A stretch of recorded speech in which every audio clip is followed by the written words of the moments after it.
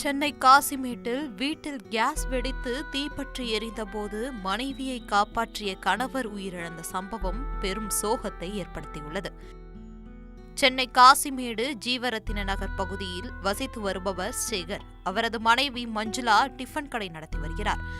இந்த நிலையில் நேற்று மாலை கடைக்கு உணவு தயார் செய்ய வீட்டில் சமையல் செய்து கொண்டிருந்த போது கேஸ் சிலிண்டர் திடீரென்று வெடித்து சிதறியது.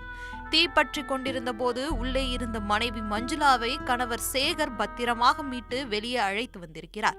இதனைத் தொடர்ந்து வீட்டில் எரிந்து கொண்டிருந்த பொருட்களை அணைக்கலாம் என்ற எண்ணத்தில் கழிவறைக்கு சென்று பக்கெட்டில் தண்ணீர் எடுத்து அணைக்க முற்பட்ட போது திடீரென்று ஏசியில் தீப்பற்ற தொடங்கியது.